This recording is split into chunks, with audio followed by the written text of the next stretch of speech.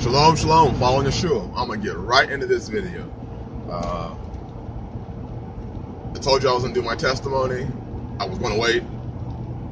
Some people said they really wanted to hear it on keeping the Shabbat and the things that me and Sister T have gone through. So I'll do the video now. Let's get right into it. 7 years ago, 8 years ago, when I first came into the faith, I had a well-paying job. I was living nice. I used to race cars. I had a car that I raced, street racing. I had a family vehicle, had an off-road vehicle. I mean, I was living. I think things were nice, you know. But one thing led to another, and the job that I had, the place was doing cutbacks, and the position that I had was being cut back, so didn't have a job anymore. And it was really tough because, you know, we eventually burned through our savings. We were addressing debts and stuff like that, so we burned through that, and it was hard. So during that time, I was looking for jobs that were equally paying, couldn't find any, you know. But so finally I found one, and we were at literally our last dollar, basically, because the T and I found the job. It was driving buses, and the pay was excellent. So go in there, do my interview. They gave me the interview the next day because I was qualified. Go do my interview. The lady offers me the job right on the spot. We want you. We like your work ethic. We like your your lack of being tardy. You're always showing up to work on time. We like what your previous employer had to say about you. So I said, okay, I'll accept. Well, she said the only thing. She said we have training tomorrow. It was a Friday that I went my interview. 6th day. She goes, well, we have training tomorrow, Monday and Tuesday. And it's all paid. It's paid training. And I was like, well, I can't train on Saturday. She's like, well, why? It's just my Sabbath. She goes, well, it's only a couple hours. I can't work on the Sabbath. And she looked at me and she said, well, that's the only day to train. I said, well, there's no other day I can train and make that day up. She goes, no, we only have it on Saturdays. It's only 2 hours. I can't do it. Mind you, we were about to be evicted from the place we were at the time. And we actually did get evicted from that place because I didn't accept this job. So, she's like, well, if you ever can work on she said, your schedule doesn't even have to be working on a Friday or a Saturday, but this training is on a Saturday. See, I knew what was happening. Ecclesiastes chapter 2 says, when you come to serve Yahweh, prepare your soul for temptation. You're about to be tempted. The devil's going to try and throw things your way immediately. And if I say yes to this, then what is to stop me from a bad time coming saying, hey, yeah, I eat that pork and beans because I got to eat. I got to feed my family. I got to feed my family some pork or some squirrel.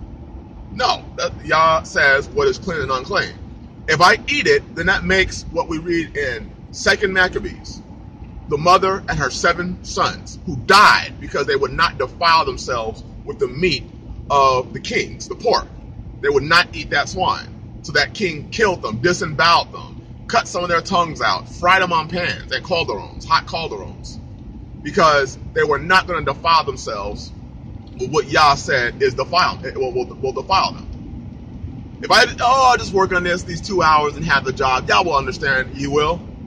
Please show me in the Bible where he says, what we just did in the last video, you will be cut off, your soul will be cut off from Israel. I didn't take the job. Here's Yah's working now. So what I ended up doing is I ended up starting my own business, basically. A recycling business where I recycled cans, bottles, plastic, but also I scrapped washers, dryers, refrigerators. Well, in that scrapping, I learned how to repair them and resell them. Computers, DVD players, broken Xboxes that they thought were broken. Washers, a lot of times just unclogging the filter. Refrigerators, I was able to go through and fix these things and sell them. Little did I know that Yah was preparing me for the rock right now.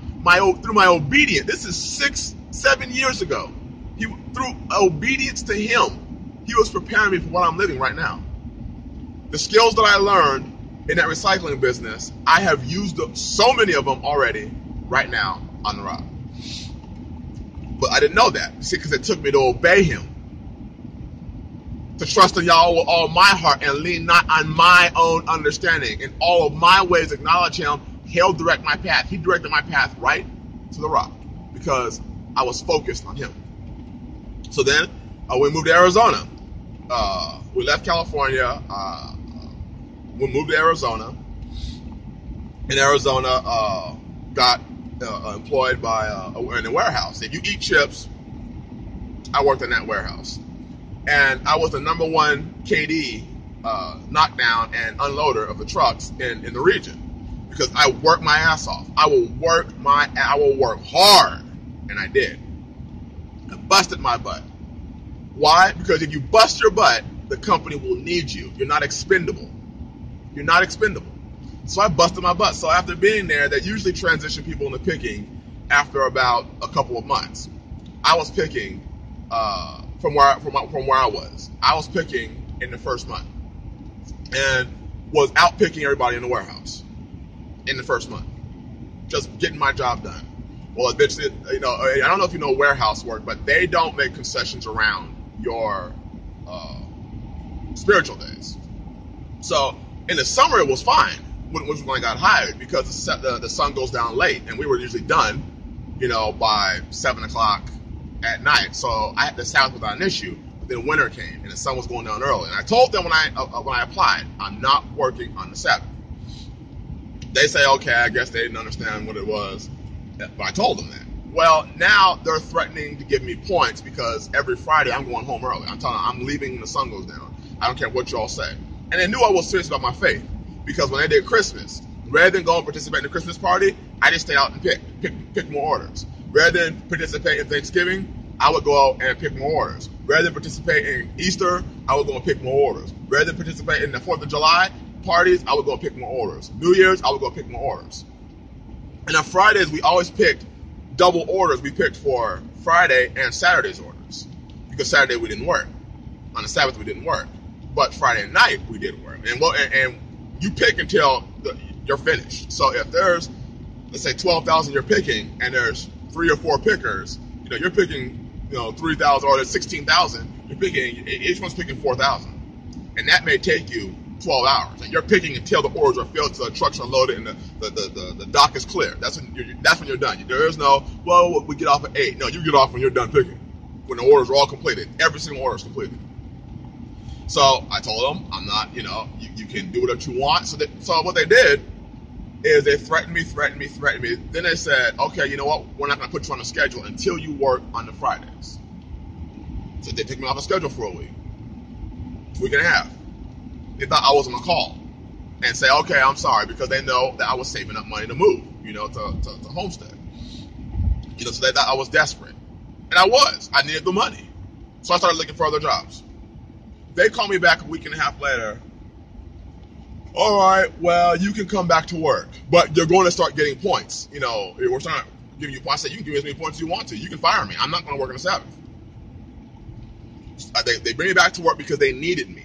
That's what it was. They needed me. They needed me to pick. They needed me to be there and pick. Because they tried to hire other pickers. The one picker that they had, who they hired in, made it 1 day and quit. The next picker they hired made it 3 days and quit. But I was there every single day. I would pick up extra days. They didn't have that there. They needed that. So I go back, I'm picking my butt off, and then they start giving me points, because every Friday at 4, when the sun went out at 5, I went and got my bag, went and notified the shift manager, hey, I'm out. The warehouse manager, I'm out. All right, we're going to give you a point for that. All right. Well, the regional director ended up calling and was like, and saw the numbers and said, wow, your numbers are improving. Your efficiency is improving. Your, I don't know if you know about statistics, but efficiency and effectiveness, it's improving since I've been picking. So they look at it and say, oh, crap, it's Chris. That's why our efficiency is improving. That's why our accuracy, the picking accuracy, is improving. It's because he's picking. The regional director, and they're looking at it like, well, what's the problem? And they tell the regional director, well, he doesn't work on Friday nights because it's his religious day or whatever. He won't pick when the sun goes down. And the regional director told me. He looked at them like, Well, then damn it, let him go home. If he's, because for the regional director, if the picking numbers are good, it looks good on him. He's like, damn it, then have that guy pick until the sun goes down or whatever. Then let him go home. Look at our numbers. They changed their policy. They had never had a policy like that before. They changed their policy there to allow me to observe the Sabbath because I busted my ass. After threatening me, after threatening to fire me, after threatening all this stuff, that we're not gonna, we're gonna let you go, and it was a good paying job. We're gonna let you go, and we're not gonna, employ you, and we're gonna notify. We're gonna don't put us on your next application because we're not going to. You ain't gonna faze me. I'm not working on the Sabbath. I don't give a damn what you say. Because if I work on the Sabbath, just like I said, then I might as well eat pork when I feel like it. If I can break the Sabbath when I feel like it, when Yah says, if you work on his holy day, I will cut your soul off from Israel. Cut you off. What audacity would I have to say, well, I got to support my family, Father. I'm breaking your Sabbath so I can save money to develop a community for your people. What? Do you see the backwardsness? And there's a lot of that in Israel today. Well, I'm going to break what Yah says so I can do something great for Yah. Obedience is greater than sacrifice. Don't we read that in the Bible? Samuel? And to hearken than the fat of rams. He wants your obedience before he wants your sacrifice. Here I am now at the hospital. All this stuff I've gone through. Now Yah put me in a place. I don't have to. I have the piece of trumpets off. I requested atonement off. I have the whole week of tabernacles off. Paid. Everything that I had at this bus job that I wanted. Paid vacations. Retirement. Everything. Benefits. I got it. Because I obeyed. Sure, it took 7 years. But during that 7 years, he was refining me. He says he refines us as gold in the fire. Ecclesiasticus, Sirach chapter 2. He refines us. He's burning off the impurities. He's making sure we are sold out to him. Because why would he give anything to somebody who was not sold out to him? So you can consume it upon your lust. That's why. Why would Yah give anything precious, valuable, parable of talents? Why would he give you talents when he knows that you're going to just spend them or bury them in the sand? I will not work on the Sabbath. But my new job knows that. They have no problem. They don't schedule me on it. No problem. But see, I bust my ass. Everywhere I work, I bust my ass so that they need me, so that I'm not expendable. You want, and this is to show you what I mean by I bust my ass. I've been at this new job for 9 months.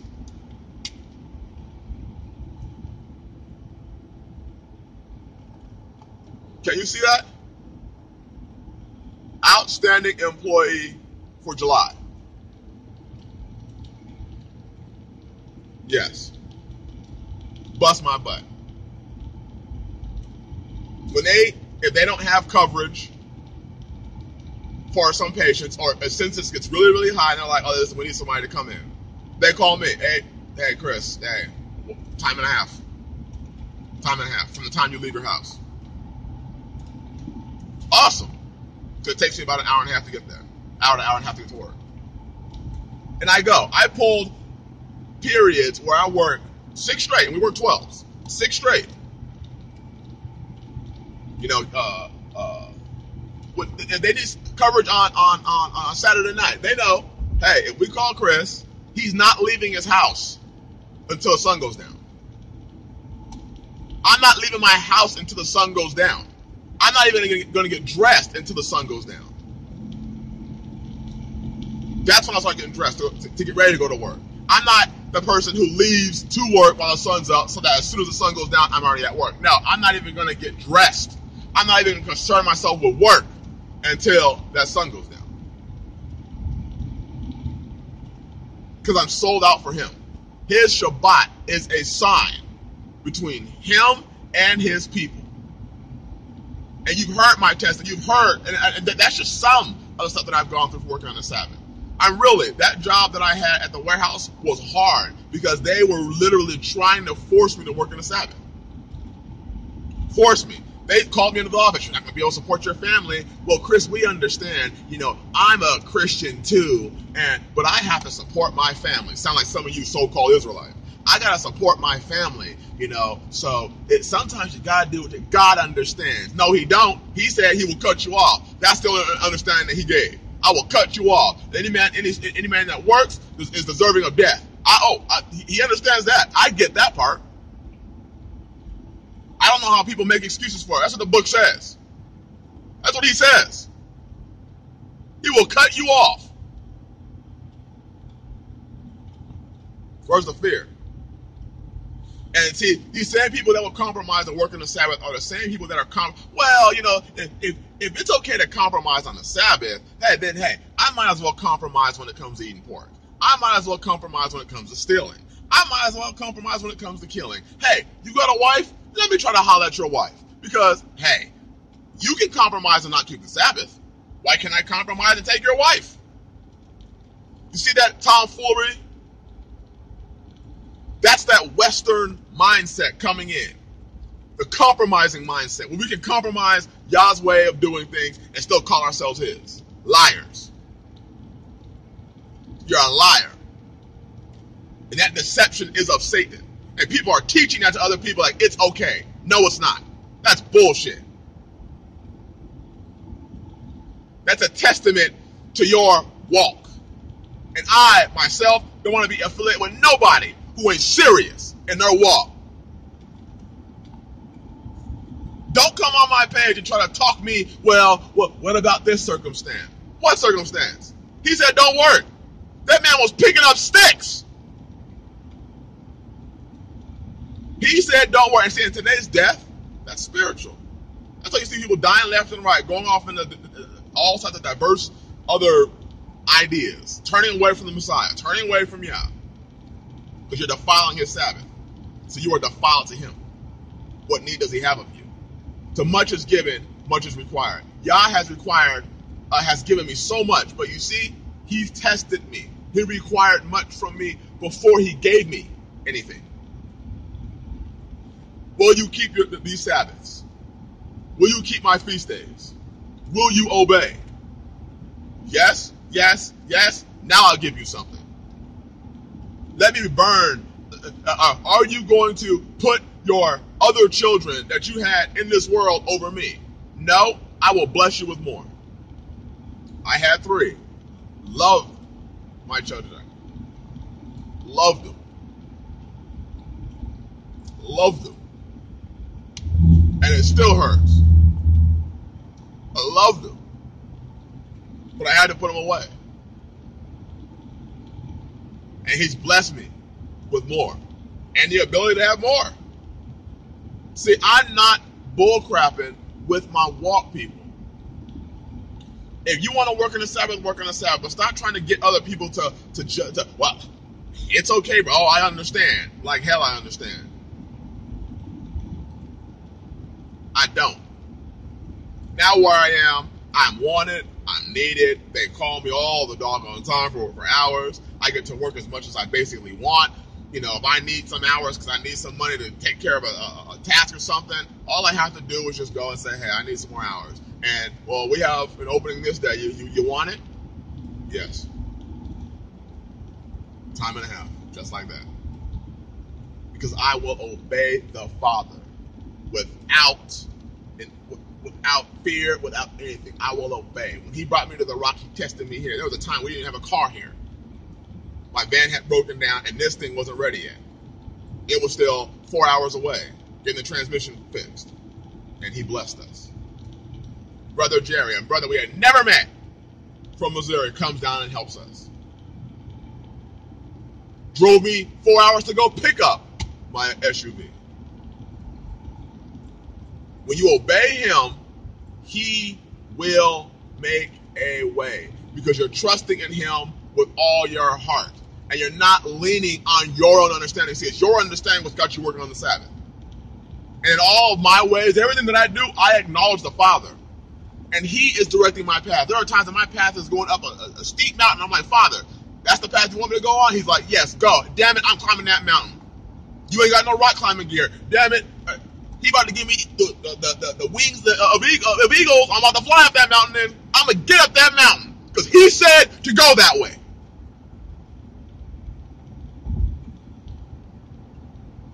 It's following the shoe. Sister who asked, I hope you understand my testimony. That's why you see the fire that I have, because I've been through shit. I have been through the fire. Court cases because of the faith. Losing children because of the faith. Losing family. I got 3 brothers. None of them talk to me because of the faith. Lost friends because of the faith.